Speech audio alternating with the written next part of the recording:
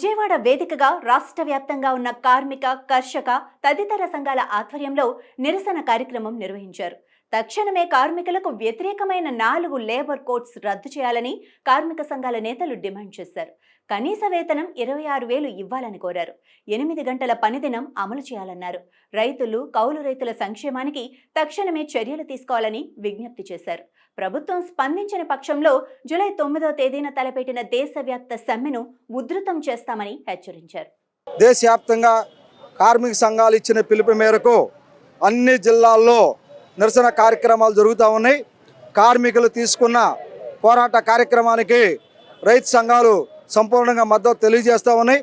BJP అధికారంలోకి వచ్చిన తర్వాత కార్మికులకు నష్టం చేసే, కార్మికుల సంక్షేమాన్ని దెబ్బతీసే విధంగా 4 లేబర్ కోడ్లు తీసుకొచ్చింది. వాళ్ళ హక్కుల్ని కాలు రాస్తూ ఉంది. అంతేకాకుండా ఎంతో కాలం కష్టపడి పనిచేసి పంటలు పండించినటువంటి రైతాంగానికి మద్దతు ధరలు కూడా దక్కడం లేదు. ఆత్మహత్యలు చేసుకుంటున్న పరిస్థితి ఈరోజు దాపరించింది.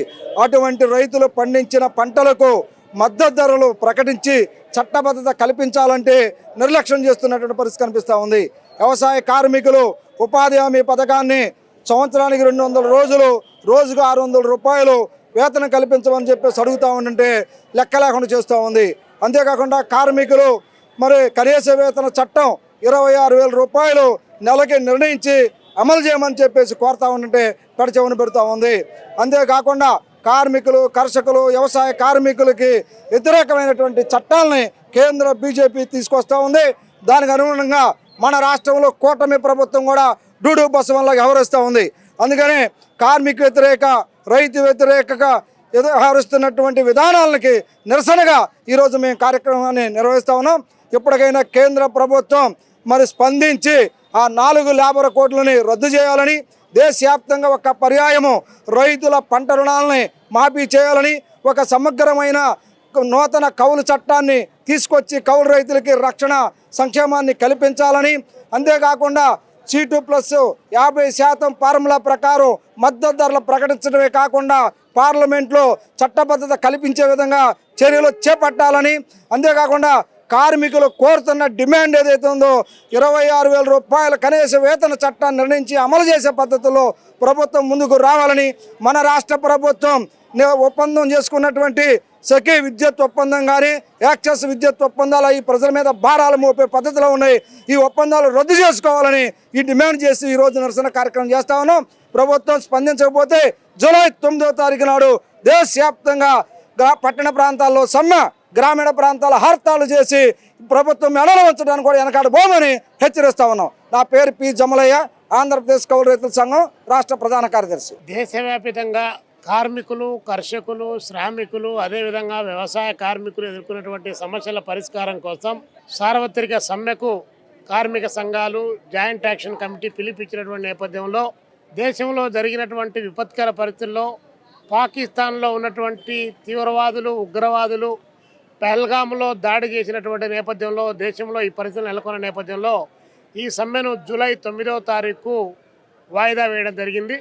ఈ సందర్భంగా దేశవ్యాప్తంగా ఈరోజు కార్మిక వర్గానికి జరుగుతున్నటువంటి 4 లేబర్ కోడ్లు తీసుకొని వచ్చి కార్పొరేట్ సంస్థలకు అనుకూలమైనటువంటి విధానాలు తీసుకొని వచ్చి కార్మిక సంఘాలు పెట్టడానికి అవకాశం లేకుండా, కార్మికులు 8 గంటలు కాకుండా 9 గంటలు 90 గంటల పాటు పని చేయాలనేటువంటి కార్పొరేట్ కుట్రను అమలు చేసేటువంటి క్రమంలో భాగంగా తీసుకొని వస్తున్నటువంటి 4 లేబర్ కోడ్లు వ్యతిరేకిస్తూ, అదేవిధంగా రైతాంగానికి సంబంధించి ఎంఎస్పి కావాలని చెప్పి డిమాండ్ చేస్తూ కేంద్రంలో ఉన్నటువంటి ఎన్డీఏ ప్రభుత్వం నరేంద్ర మోడీ గారు వాగ్దానం ఇచ్చి, వ్రాతపూర్వకమైన హామీ ఇచ్చి, పార్లమెంటులో కూడా ప్రకటించి దాని నుంచి పక్కకు వైదొలిగి మళ్ళీ మోసం చేస్తున్నటువంటి నేపథ్యం.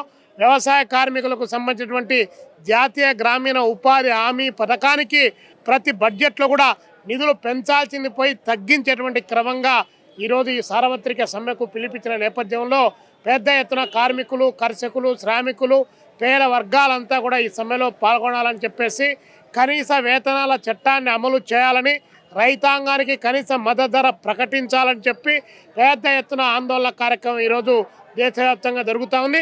అందులో భాగంగానే విజయవాడలో ఉన్నటువంటి ధర్నా చౌక్లో కూడా కార్మికులు, కర్షకులు, రైతాంగ సంఘాలన్నీ కూడా ఈరోజు ఉమ్మడిగా ఆందోళన చేస్తూ ఉన్నాయి.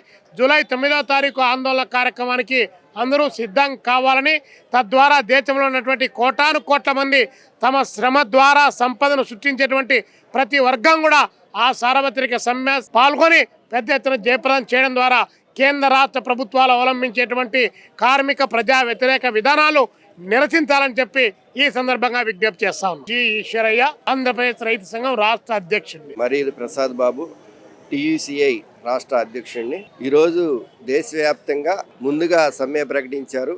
అయితే దేశంలో యుద్ధ వాతావరణం ఉండటం వల్ల దేశభక్తులుగా మేము కూడా వారిని సమర్థిస్తూనే ప్రభుత్వాన్ని, అదే సందర్భంలో కేంద్ర ప్రభుత్వం తీసుకొచ్చిన 4 లేబర్ కోడ్లు రద్దు చేయాలని, వ్యవసాయ రంగంలో తీసుకొచ్చిన నూతన మార్కెట్ చట్టాన్ని రద్దు చేయాలని డిమాండ్ చేస్తూ ఈరోజు నిరసన ప్రదర్శనలకు పరిమితమయ్యాం. మొత్తం రాష్ట్రంలోని అన్ని జిల్లా కేంద్రాల్లో, దేశవ్యాప్తంగా అన్ని జిల్లా కేంద్రాల్లో ఈ నిరసన ప్రదర్శనలో మండల గ్రామ స్థాయిలో కూడా నిర్వహిస్తూ ఉన్నాం. కేంద్ర ప్రభుత్వం తీసుకున్న ఈ చట్టాల వలన రాబోయే రోజుల్లో పని గంటలు పెరుగుతూ ఉన్నాయి. యూనియన్ పెట్టుకునే హక్కు రద్దు అవుతూ ఉంది. పారిశ్రామిక వాడల్లో జరిగే భద్రత లేనటువంటి చోట కార్మికులకి సంక్షేమం, అభివృద్ధి లేదా డెవలప్మెంట్ కూడా ఈ చట్టాల వలన కొండరిల్లే అవకాశం ఉంది. కాబట్టి ఈ చట్టాలు కార్మికులకి వెట్టి బానిసలుగా, కట్టు బానిసలుగా తయారయ్యేలాగా తయారైనాయి. కాబట్టి కార్మికులు పోరాడి సాధించుకున్న ఆ 8 గంటల పని విధానం మళ్ళీ అమలు చేయాలని, కార్మికులకుండా ఆ 44 చట్టాలను మళ్ళీ పునరుద్ధరించాలని, ఏ 44 చట్టాలని రద్దు చేసి 4 లేబర్ కోడ్లు చేశారో వాటిని మళ్ళీ రద్దు చేయాలనేదే మా ప్రధాన డిమాండు. వ్యవసాయ రంగంలో మార్కెట్ చట్టాన్ని కూడా రద్దు చేయాలని కోరుతున్నాం. ఇవన్నీ చేయని పక్షంలో మళ్ళీ జూలై 9వ తేదీన మళ్ళీ దేశవ్యాప్తంగా మొత్తం పని బంద్ ప్రకటించాలని ఇప్పటికే పిలిపించిన ఈ కేంద్ర కార్మిక సంఘాలు, దానిలో భాగంగా మేము ఈ రాష్ట్రంలో కూడా మళ్ళీ ఒక రాష్ట్ర స్థాయి సదస్సు నిర్వహించి ఈ కార్యక్రమాన్ని పెద్ద ఎత్తున నిర్వహించడానికి సక్రమైనటువంటి ప్లాన్ నిర్వహిస్తామని చెప్పి ఈ సందర్భంగా మీ ద్వారా ప్రజలందరికీ కూడా తెలియజేస్తున్నాం. దేశవ్యాపితంగా కార్మికులు, కర్షకులు పెద్ద ఎత్తున మ్యాసివ్ డెమాన్స్ట్రేషన్ చేస్తున్నారు. ఎందుకంటే కేంద్రం ఉన్నటువంటి బీజేపీ ప్రభుత్వము ఏ విధంగా అయితే కార్మికులకు వ్యతిరేకంగా దీర్ఘకాలికంగా పోరాటం చేసి సాధించినటువంటి 4 లేబర్ కోడ్లను 4 లేబర్కు తీసుకొచ్చింది. మొత్తం 44 కార్మిక చట్టాలను అమలు చేయకోకుండా దాన్ని 4 లేబర్ కోడ్కు మార్చేసింది. దానికి వ్యతిరేకంగాను మొత్తం కనీస వేతనం 26,000 రూపాయలు ఇవ్వాలని చెప్పేసి దేశవ్యాప్తంగా పోరాటం జరుగుతుంది. యాక్చువల్గా ఈరోజు దేశవ్యాప్తంగా సమ్మె జరగాల్సింది. ఈ సమ్మె ఈ టెర్రరిస్ట్ యొక్క యాక్ట్ వలన, చర్య వలన ఈరోజు యుద్ధవాతాన్ని ఏర్పడంతో అది పోస్ట్పోన్ అయింది. జూలై 9కి పోస్ట్పోన్ అయింది. కాబట్టి ఈ జూలై 9వ తేదీ సమ్మెలో మొత్తం దేశం ఉన్నటువంటి 20 కోట్ల మంది శ్రామిక ప్రజలందరూ పోరాటం చేయబోతున్నారు. కాబట్టి వాళ్ళందరూ కూడా ఈ పోరాటంలో పాల్గొనాలని చెప్పేసి మేము కార్మికులకు, కర్షకులకు మేము విజ్ఞప్తి చేస్తున్నాము. నా పేరు కె సుధీర్, ఏఐయుటిసి రాష్ట్ర అధ్యక్షుడు. కేశవరావు, ఉపాధ్యక్షుడు, ఆంధ్రప్రదేశ్ రైతు సంఘం. నేడు దేశవ్యాప్తంగా ట్రేడ్ యూనియన్లు, రైతు సంఘాలు కలిసి నిరసన కార్యక్రమాన్ని నిర్వహిస్తూ ఉన్నాయి. వాస్తవంగా ఈరోజు దేశవ్యాప్త సమ్మె జరగాల్సి ఉంది. ఆ సమ్మెని జూలై 9కి వాయిదా వేసి ఈరోజు నిరసన కార్యక్రమాలు నిర్వహిస్తున్నాయి. కారణం, బీజేపీ ప్రభుత్వం 3వసారి అధికారంలోకి వచ్చిన తర్వాత 2 ఉత్పత్తి రంగాలైనటువంటి వ్యవసాయ రంగాన్ని, పారిశ్రామిక రంగాన్ని గుండుగొత్తాగా కార్పొరేట్ కంపెనీల కబంధ హస్తాలకి అప్పజెప్పడానికి సిద్ధమవుతుంది. వాళ్ళ దోపిడీకి అడ్డంగా ఉన్నటువంటి కార్మిక చట్టాలన్నింటినీ రద్దు చేసి 4 లేబర్ కోడ్లుగా మార్చింది. అట్లాగే రైతు సంఘాలు సాధించుకున్నటువంటి మద్దతు ధరల చట్టం, ఉపాధి హామీ చట్టం, పనికి ఆహార పథక చట్టం, ఇట్లాంటి చట్టాలన్నింటినీ కూడా రద్దు చేసి వాళ్ళకు అనుకూలమైనటువంటి చట్టాలను తీసుకొచ్చే ప్రయత్నంలో ఉంది. అందుకే ఈ రోజున దేశంలోని మొత్తం కార్మికులు, మొత్తం రైతాంగం, సకల రైతాంగం ఈ పోరాటంలోకి వస్తూ ఉన్నాయి. గత 4 ఏళ్ల నాడు చేసినటువంటి 13 మాసాల పోరాటం కంటే ఎనుమిక్కులుగా పోరాటం జరపాల్సినటువంటి అవసరం ఉంది. అందుకే గ్రామాన హర్తాళ్ నిర్వహించాలని, పారిశ్రామిక కేంద్రాలన్నింటిలో సమ్మె చేయాలని చెప్పి ఉభయ ట్రేడ్ యూనియన్లు, రైతు సంఘాలు నిర్ణయించినాయి.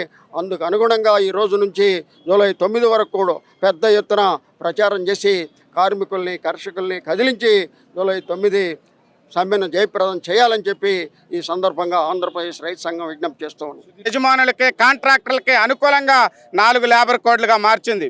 దీన్ని వ్యతిరేకిస్తూ కార్మిక వర్గం దేశవ్యాప్తంగా అనేక పోరాటాలు చేస్తున్న పరిస్థితి ఉంది. అందుకనే కేంద్ర ప్రభుత్వం చట్టాలైతే లేబర్ కోడ్స్గా మార్చినప్పటికీ కార్మిక పోరాటాలకి తలొగ్గి వాటి అమలుని వాయిదా వేస్తా వస్తున్న స్థితి మనం చూస్తున్నాం.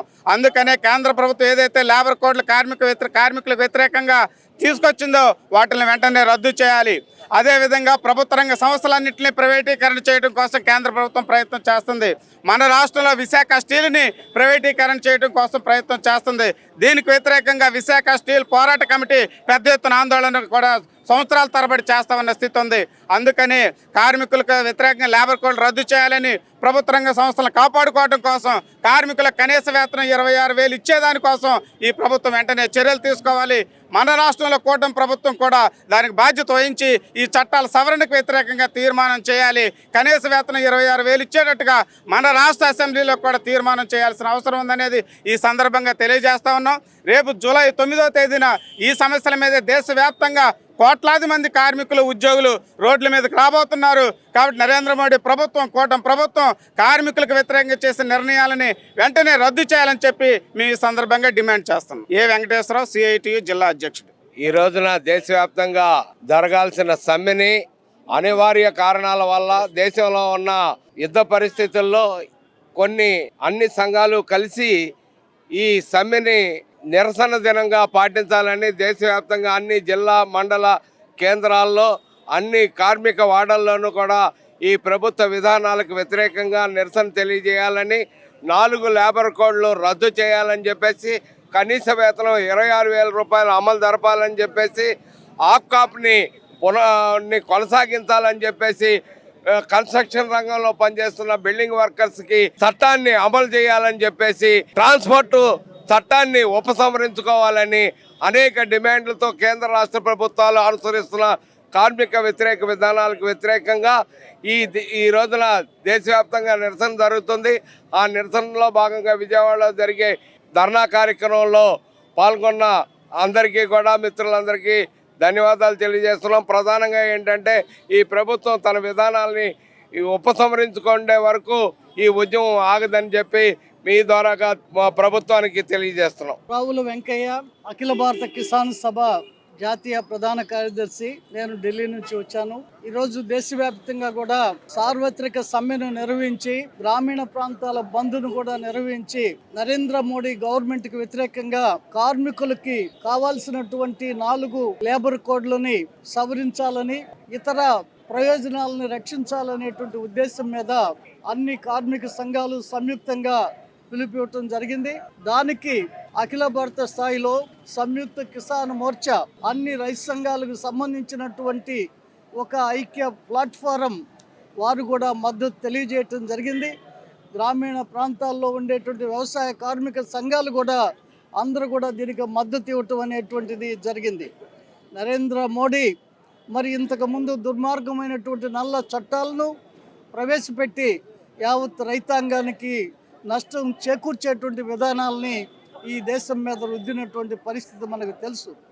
దానికి భిన్నంగా సంవత్సరం నెల రోజుల పాటు 13 నెలల పాటు దేశవ్యాప్తంగాను ఢిల్లీ సరిహద్దుల్లోనూ పెద్ద ఎత్తున సామూహికమైనటువంటి రైతాంగ పోరాటం జరిగిన నేపథ్యంలో ఇక గత్యంతరం లేదు అనుకున్నటువంటి పూర్వరంగంలో నరేంద్ర మోడీ దిగివచ్చి ఈ నల్ల చట్టాలను బేషరతుగా కూడా రద్దు చేయటంతో పాటు మొత్తం రైతాంగ జాతికి మరి సాష్టాంగ దండ ప్రణామాలు చేసి మరి వారికి అందరికి కూడా అపాలజీ కోరుకోవటం అనేటువంటిది జరిగింది.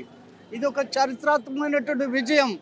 భారతదేశంలో మరి ప్రజా వ్యతిరేక విధానాలు, కార్మిక వ్యతిరేక విధానాలు, యువజన విద్యార్థి మహిళా వ్యతిరేక విధానాలు అవలంబిస్తున్నప్పుడు కూడా ఎవరు ఎన్ని పోరాటాలు చేసినా దిగిరానటువంటి నరేంద్ర మోడీ తొలిసారి రైతుల యొక్క పోరాటానికి, ఉద్యమానికి దడిసి దిగి వచ్చినటువంటి పూర్వరంగం ఈరోజు జరుగుతూ ఉంది. అందుకని అది ఒక చారిత్రాత్మకమైనటువంటి పోరాటం. ఆ చారిత్రాత్మకమైనటువంటి పోరాటం భారతదేశ రైతులకి, కార్మికులకి, కర్షకులకి, పేద ప్రజలకే కాదు యావత్తు ప్రపంచానికే ఈరోజు ఆదర్శంగా నిలబడింది.